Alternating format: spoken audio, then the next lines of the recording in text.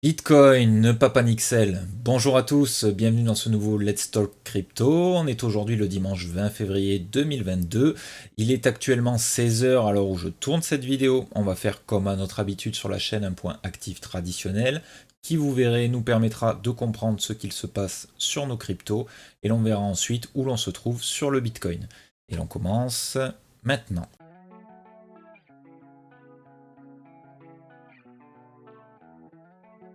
On commence tout de suite par l'indice du dollar. Pourquoi l'indice du dollar? Comme vous le savez, on l'a déjà évoqué sur la chaîne, il est souvent corrélé à l'opposé de nos cryptos. En effet, lorsque l'indice du dollar monte, souvent nos cryptos vont dans l'autre sens et inversement. Pourquoi? Tout simplement car cet indice nous montre une valeur dite refuge. Et donc, si son cours monte, cela peut nous laisser penser que de l'argent migre des marchés à risque, dont nos cryptos font partie entre autres, vers cet indice. On peut observer une belle reprise haussière. Après une grosse chute, on l'a tous vu, on peut voir qu'on est venu casser le premier arrêt ici. On va se tracer un Fibo du haut du sommet jusque là. Donc on était venu casser le premier arrêt ici, puis on est venu faire un pullback sur les 23,6 pour retranspercer les 38,2. On restera attentif sur ce qu'il va nous faire cette semaine, mais généralement, lorsque l'on s'est affranchi du premier arrêt, les probabilités de hausse sont plus grandes. Pas de magie, comme d'habitude, juste un maximum de probabilités que l'on met de notre côté pour pouvoir interpréter ce marché. Ok pour ça, on passe maintenant au SP500. Le SP500 qui lui est bien souvent corrélé au cours du Bitcoin. Pour rappel, c'est un indice boursier qui est basé sur les 500 plus grandes sociétés cotées en bourse aux États-Unis. Il fait partie au même titre que nos cryptos, des marchés dits à risque, mais pour des actifs traditionnels. Alors qu'est-ce qu'il nous montre? Alors je suis en daily, et l'on voit qu'il nous imprime un très beau M. On va le tracer juste ici, là, voilà.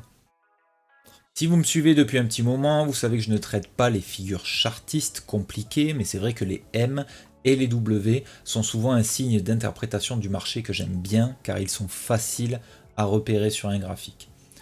Donc on avait eu un gros sell-off, ici on le voit tous. On était venu mécher sur un support qui avait été testé plusieurs fois, dans ce rectangle vert que j'avais tracé. Alors je vais nettoyer un petit peu le graphique, et on va se tracer un Fibo du sommet jusqu'au creux pour voir un petit peu où on est. Alors on peut voir qu'après ce sell-off, on est remonté tout de suite en V-bottom, on a explosé le premier arrêt au 38,2 et l'on est venu chercher les 61,8.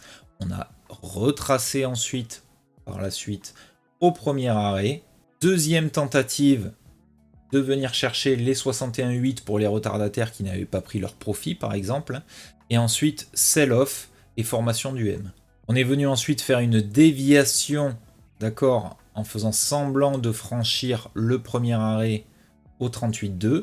Puis de nouveau, on a chuté en faisant une grosse bougie englobante daily très très moche. Alors est-ce qu'on peut aller plus bas? Alors oui, évidemment, d'autant plus que généralement, lorsque les marchés clôturent dans le rouge le vendredi, ils s'ouvrent également dans le rouge le lundi. Et quels sont les niveaux sur lesquels il va falloir être attentif? Sur quel niveau il va pouvoir trouver support ce SP500? Alors on sera attentif si cette mèche est franchie à la baisse, car certainement beaucoup de liquidités résident sous ce creux, par ici. Si jamais il est franchi, on pourrait trouver prochain support sur la zone des 4000 à 4150. Donc ici, quoi, globalement, hop, ici, toute cette zone. Voilà. On y va étape par étape, bien entendu, et comme toujours, on observe, on agit et réagit en fonction de ce que nous montre le prix. On va maintenant basculer sur le Bitcoin. Alors, on est toujours en daily. Et qu'est-ce que l'on a? Alors, si vous me suivez sur les réseaux sociaux, j'avais partagé sur Twitter cette divergence-là qu'on a ici, cette divergence bearish RSI daily, qui potentiellement pouvait nous indiquer une chute du Bitcoin. Voilà, donc j'avais partagé ça le 17 février, d'accord, je vous ouvre le graphique. On n'avait pas encore confirmé tout à fait le M.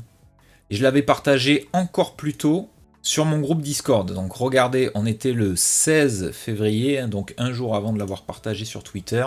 Et à ce moment-là, on entendait un petit peu partout sur les réseaux ou YouTube parler de épaule, tête, épaule inversée. Alors c'est vrai qu'elle était présente, comme vous le savez, je ne me base pas sur les figures chartistes pour prendre mes décisions, tout simplement car ce n'est pas ce qui m'a donné le plus de résultats en tout cas, malgré que certaines fois elles sont pertinentes et que je n'aurai pas toujours raison. Avant toute chose, dépourvu de toute analyse technique, quel qu'il soit, c'est le marché et lui seul qui décide de sa direction. On est juste là pour interpréter ses mouvements et aller dans le sens qu'il nous donne.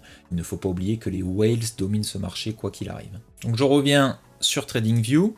Et maintenant, qu'est-ce que l'on nous parle partout? Par contre, on nous parle de ça. Évidemment. Hop, voilà. On nous parle partout de ce M en daily. Tout le monde le voit maintenant, ce M. Alors, est-ce que c'était une surprise? Pas du tout, avec une analyse simple et basique, on aurait pu anticiper ce mouvement. Comme j'ai l'habitude de vous le dire, toujours envisager les deux cas de figure, le plan haussier et le plan baissier, et savoir ce que l'on ferait si tel ou tel plan se joue. Ce qui est fou, je ne sais pas si vous avez regardé mon tuto que j'ai publié sur la chaîne cette semaine concernant le RSI, c'est que l'on a eu l'application directe de ce tutoriel. Alors maintenant on va reprendre l'analyse et on va tracer Fibo depuis le haut du sommet jusqu'à cette mèche. On a vu la semaine dernière que lorsque l'on ne casse pas le premier arrêt, donc au 38,2, les probabilités de venir chercher un nouveau plus bas sont plus grandes. Pour l'instant, on voit clairement que le niveau n'a pas été atteint et on corrige. Alors on se trouve où? Je vais sortir ce Fibo là pour en tracer un autre de cette mèche à ce point haut. Et là on peut voir que l'on est venu chercher quasiment au point près les 61,8 de Fibo. Donc l'entrée de la zone de rechargement daily de ce V-bottom qui avait été initié le 23 janvier.